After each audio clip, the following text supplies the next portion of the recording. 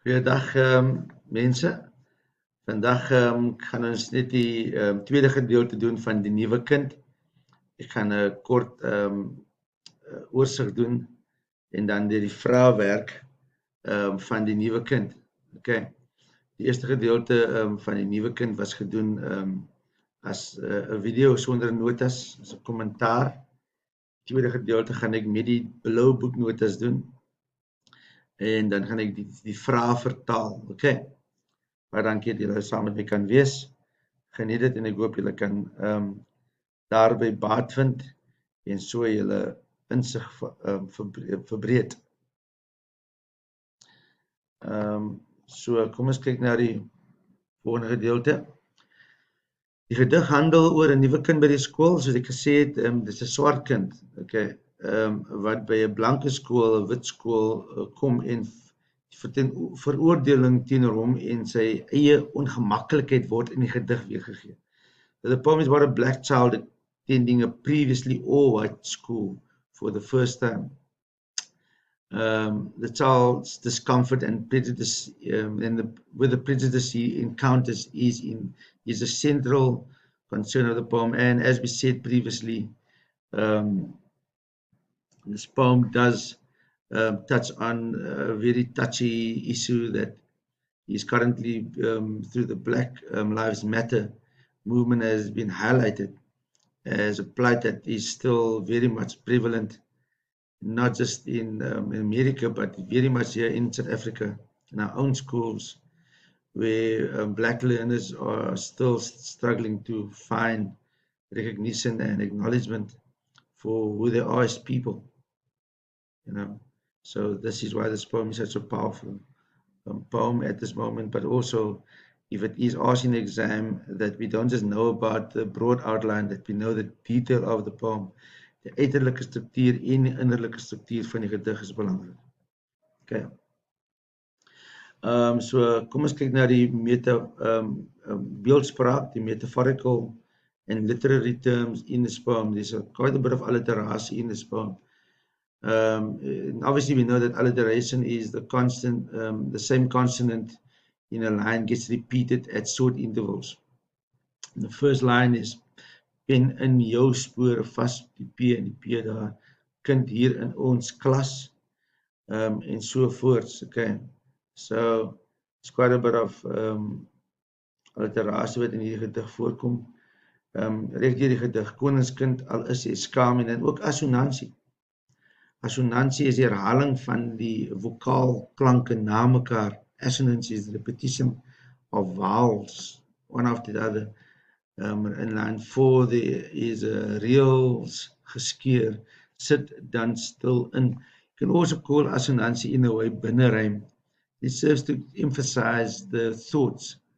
Okay, much more prevalent dit daarop om die idees te beklemtoon waar dit voorkom. Dubbele beklemtoning natuurlik. Alleen onder 'n boom, soos dit hoort, sit dan stil. Gaan staan, reël 12, gaan staan. Okay. En dan natuurlik enambement. Gedigte is basies enambemente, maar waar een versdeel oorloop na die volgende, sonder dat daar 'n leesteken is. Where one line continues onto the next line without punctuation. Versreël 11 en 12, maar een kant alleen onder 'n boom gaan staan jy dan in droom. One idea being, it flows right into another idea without a punctuation. Yes, inversion in this poem as well is when the poem changes the word order for the sake of the emphasis of the rhyme. Okay, so quite a bit of that. So bedees vir beklemtoning en bedank. Door 7 vir rhyme met bank. So they will obviously put the word bedank at the end there to rhyme with bank. So that's prevalent in a lot of poems as well. In versie, ne? In metaphor, that's obviously standard practice. The entire stanza 4, for instance, is a metaphor. Okay. The fourth stanza. And line 1, ons oë pen jou vas in jou spore vas, eyes pegging. Obviously we know eyes can't peg anything, because a peg is like hitting something down into the ground like a tent.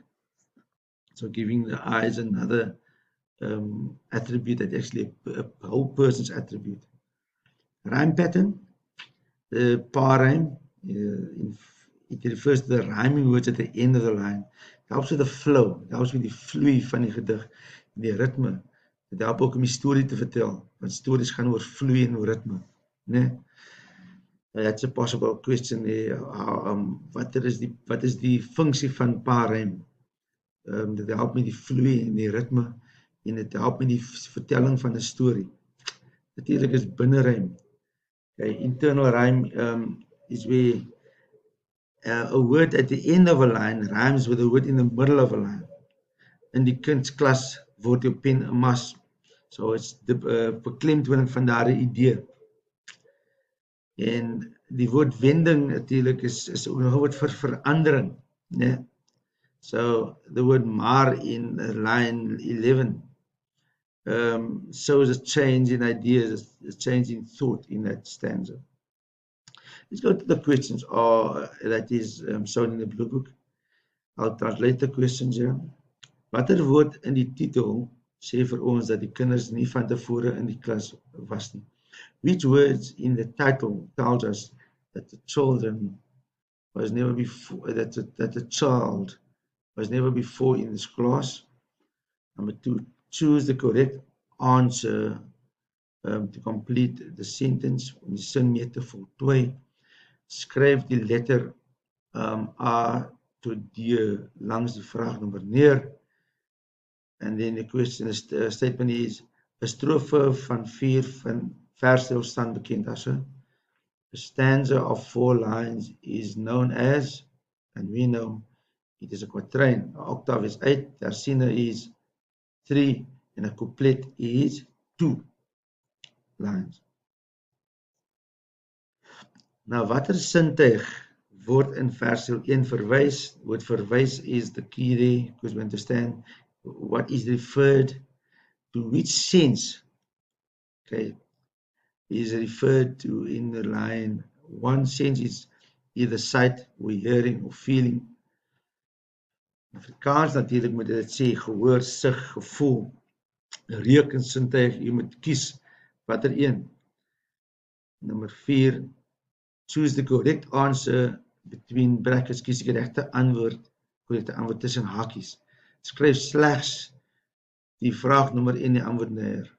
So choose the correct answer between brackets and only write the number and the answer down. In line 1, the word pen is used as a selfstandige naamwoord oor 'n werkwoord. 'n noun oor 'n verb. Beside there. Dit beteken hulle naal hom vas of hulle skryf hom vas. Decide that. It's easy from that context. Number 5, kies die korrekte antwoord om die sin mee te voltooi. Choose the correct answer to complete the sentence. Skryf slegs die letter A te deur neer. Choose the correct answer to complete the sentence. Only write the letter down. That is next to the number. In stanza 1, the word ons is used as a werkwoord, verb, selfstandige naamwoord, common noun, besittelike voornaamwoord, possessive pronoun, persoonlike voornaamwoord, personal pronoun. Choose your choice. Wat suggereer die klem op ons? What does the emphasis on ons suggest? Emphasis. The word suggereer means emphasis in that sentence. So, yeah, using a key teken nie. Nummer 6. 1.6.1. Wat word in strofe 1 oor die nuwe kind se voorkoms gesê? What is being said about the new child's appearance in stanza 1? It's really easy. Remember, the key to answering correctly is not just to know the answer in English, but to find the simplest way to write that answer that you can get a mark. Okay, it's not a conversation. You basically need to show you know the answer in the first line. So don't write too much. on any question, try to pin down your answer down in one sentence only. Watter afleiding, what can we derive? Watter afleiding means what can we derive from? Watter afleiding kan ons oor die kind se gedrag en trof eenmaak. What can we derive from the child's behavior, not drag. Gedrag is behavior. In stanza 1. That comes from the word bedees. You can look at it, how he thanks them. What can we make out from his behavior? What does it tell us? In other words, number 7. What is with rhyme word in die gedig gebruik? What type of rhyme is being used in the poem? Number 7.2. Do you think the use of this type of rhyme is functional? In other words, asking you literally, what's the purpose of it? Okay, I already alluded to pa-rhyme and how pa-rhyme helps with storytelling, and it helps vloei van die idees, ritme. Wat is die nuwe kind se naam in die gedig? Verduidelik die politieke associasie. Explain the political association what that the name holds. We spoke about Hector Peterson and Robert Sobukwe, their roles in the change and fighting in the apartheid system. There's 4 lines. I doubted that we'll find a question like this in the end of the exam, but to know that the names it's play. They're adding the person's name to the surname of a very prominent political figure, and both of them are heroes in political terms. Haal een woord aan wat daarop dui dat die nuwe kind trots op sy herkoms kan wees. So one word that shows that a new child can be, that he is proud of his heritage, herkoms. It should be. Ja, it should be.